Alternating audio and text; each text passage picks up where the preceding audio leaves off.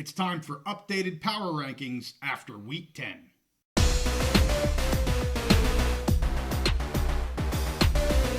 College football is back, and we're back on the big mountain. Hey, welcome back to the mountain. I am JY.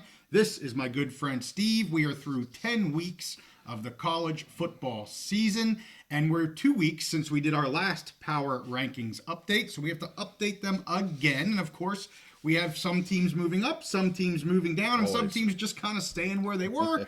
If you're new to the channel, we take all of the Mountain West teams, all of the Big Ten teams, we add in the PAC-12 schools and Florida State University, and we power rank them. So we're going to start at the bottom. We're going to work our way all the way up to number one. Number one's not surprising. Everyone's going to know who it is. Yes. But there may be some surprises as we get up there. So we'll start at the bottom.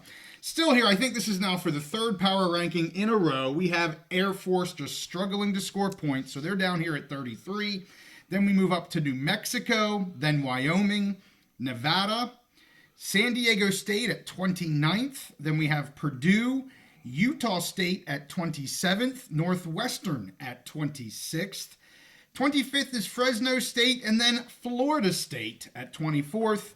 San Jose State, Hawaii, and just out of our top 20, the Rutgers Scarlet Knights. So there is our bottom 20 through 33. Steve, I'll just say we have two of our biggest movers here from last time. Our biggest mover to the negative down is Nevada. They moved down 7. Our biggest mover up is Hawaii. 2 really strong wins. They're looking like the team I thought they would be early in the season. Kind of struggled a little bit, but they seem to be catching their rainbow right now. So they're actually up 8 into 22nd. If they keep doing well, they're going to be in our top 20 here before you know it, Steve. So what do you think about this bottom group? Yeah, the two teams I don't think you talked about too much there was, Fresno and New Mexico dropping. Yeah. Fresno, it just seems like last year. It's kind of unexplainable. When you follow different groups on Twitter, I think a lot of people are surprised that, again, for the second year in a row, the way Fresno has dropped. And New Mexico, we had them as a rebuilding year this year. Their offense performed so well early in the season, they kind of overperformed, and maybe now they're kind of just coming back to what we expected at the beginning. It's just hard. I mean, their offense has played well. I think they have a good, we both agree they have a good coach going forward. Yeah. But it's not easy, especially now they're in Mountain West play and conference play. So those were my big thoughts there, and then the Hawaii. We always talk about Hawaii is Jekyll and Hyde. Well, right now they're on that good trend, so we'll see if it'll continue. Yeah, I'm anxious to see how they're going to finish the season here. They could finish very strong, and I will just say, as we get here now through 10 weeks, you're going to have teams ranked ahead of other teams that maybe beat them 3 weeks ago. But we're power ranking them as of today. We're not power ranking them as of week 6 or week 2. This is where we think if these teams played today, this is where they would be. And I struggled with New Mexico, I'll be honest, because they're coming off, 3 really strong games, but their defense just isn't there. Yeah. And they just lost to Wyoming. Well, Wyoming is only a 2-win team. Right. You can only move one up so far and one down so far. So I struggled with having New Mexico here down at 32nd, but that's where they end up. It just is what it is. So I had that same struggle because I felt like you had to put Wyoming ahead of them. Yes, but you couldn't only move Wyoming up so far. Exactly. There's definitely a very low ceiling right now for those schools. So let's get to our middle group, 11 through 20, Steve. I'll let you have it. So this next group, I'm going to go through all of them. I just want to say similar thing real quick, that a lot of these teams have knocked each other off. And so when you look at these, you're like, well, this team beat that team. Well, they've done it so many times. Yeah. You can't account for all those.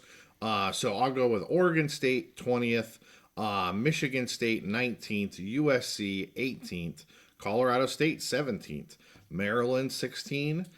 Wisconsin there at 15. They dropped a bit. Michigan at 14. UCLA at 13. They're trending up. Mm-hmm. Illinois, unfortunately, a couple rough losses here, down 6 to 12. And then we have Nebraska sitting there at 11. They did have that recent loss to UCLA, so it's like it seems a little weird there. Right. But they have wins over some other teams that so it's just it's kind of crazy there. This whole grouping here could be mishmashed. So a few things I wanted to point out.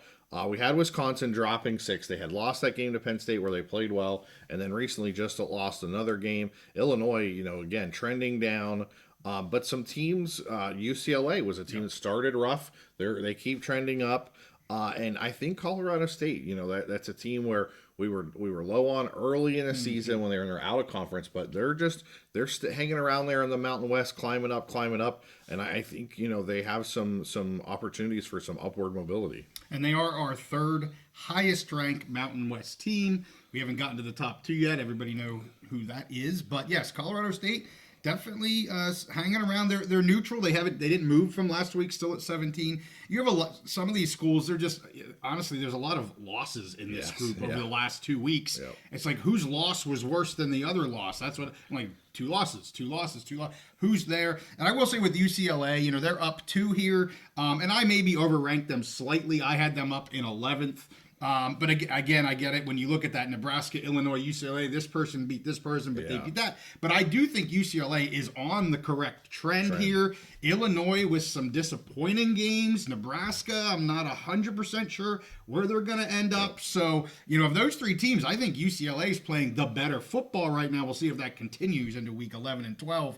2 other ones here, Steve. Illinois, as you mentioned, they're down 6, and Wisconsin, they're down 6. So some movers kind of down, a lot of movers down here, to be honest with you. I agree. And both of those teams at the top there, Illinois and Nebraska that you mentioned, they're trending. They were started so strong start of the season, and they're trending down. If either one of those were to rack up another loss, I could see them just dropping like a rock. Yeah, for sure. Well, let's get into our top 10. We're going to break these out. I'm going to go 6 through 10. So again at 10th, they were there last week. They're there again, or 2 weeks ago. They're there again. We have the Washington Huskies as our 10th seed. Then we have Minnesota up 5, looking really good. Washington State hanging right there at 8th again. Another team moving up in 7th is Iowa. They're up 5. So both Minnesota and Iowa breaking into our top 10 this week. And then UNLV is up 1. They had a bye week this last week, but they're at 6th. They're still a really strong team. I know they're a 2-loss team. Close game, close loss to Boise State.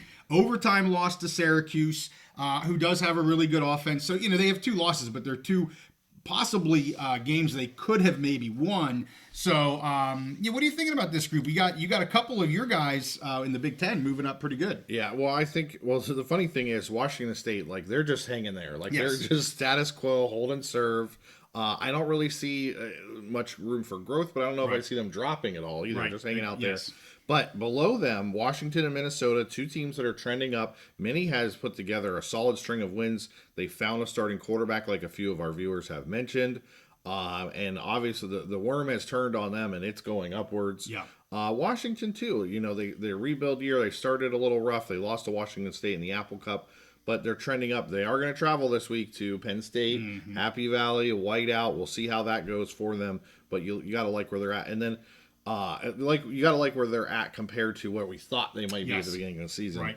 Because everything is relative. And Iowa, they've been an over team this year, which has been a little crazy. Yeah. Their offense has improved. They finally made that quarterback switch. I don't know if it was at the starter or the middle of the game, but they went away from Cade McNamara. They found a quarterback that can actually move the offense. They've been scoring points. Right.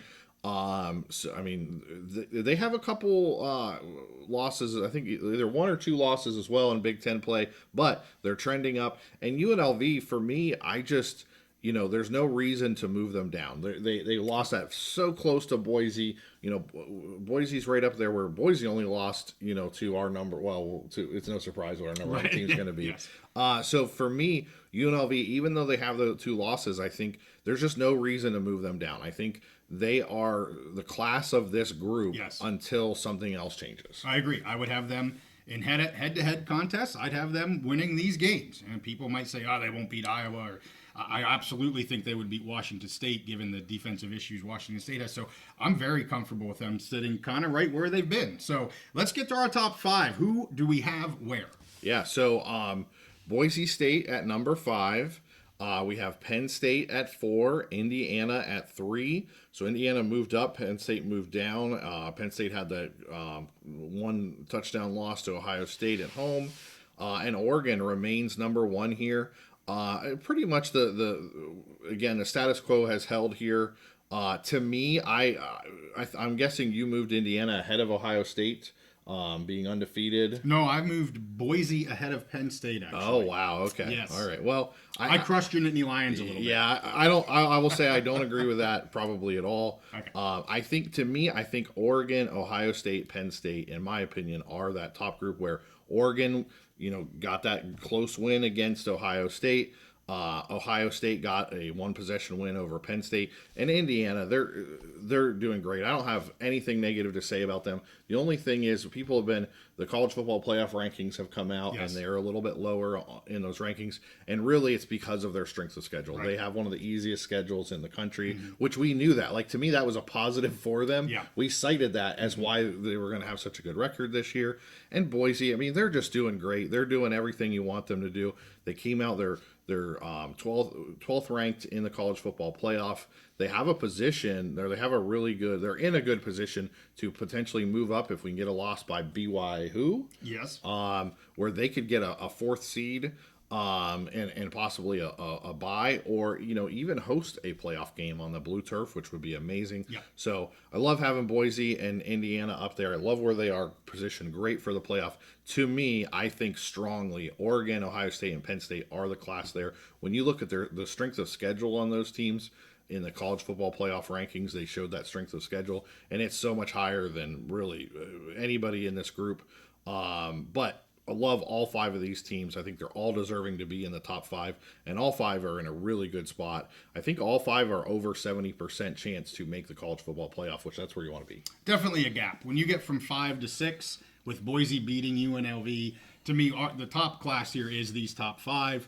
And I would just say, yes, I had Boise ahead of Penn State because Penn State didn't show up in offense again. I'm sorry. That's just the way I look at it. And I warned you, I was going to put Indiana ahead of Penn State before we even did these rankings. I said, I just can't not do it. And strength of schedule this, strength of schedule that, whatever. Indiana's not just beating teams. They are dominating most of the teams that they're playing. So, okay, they have a weaker strength of schedule, but they're not just eking out overtime wins. Absolutely they're dominating teams. Yeah.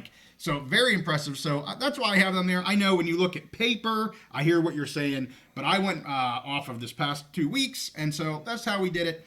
And I still think Indiana ahead of Penn State. I'm okay with that. Yeah, I mean, because that's how I rank them. Yes, I understand. Obviously we disagree on that, yeah. But any way you shake out these top five, I mean, Oregon is clearly at the top, and all five deserve to be there, and all five really good chance of making the playoff. They're all in a good position, which that's really, now with a 12-team playoff, that's the thing. Yes. So we talk about a chip in a chair. You got to get there.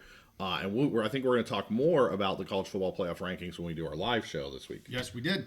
So, hey, with that, there they are. We do these every 2 weeks. We'll be getting very close to the end of the regular season the next time we do this. I have a funny feeling our top five aren't going to change. They might change positions, but I don't think, though, any of them will be falling out of the top five. Maybe I just jinxed somebody with that. But I definitely think we could see some movement in this middle group. Some of these teams are going to have to start playing better and moving up. And I think some that have already started to show wear and tear, cracks, I think are going to continue to open those cracks up a little bit more. So with that, hey, we thank you guys for watching this. Just remember, we do our live pick episodes. We're going to be doing them Thursdays in November, 8:30 Eastern, 5:30 Pacific. With that, make sure you give this one a like and subscribe if you like our content. We'll see you all next time on The Big Mountain.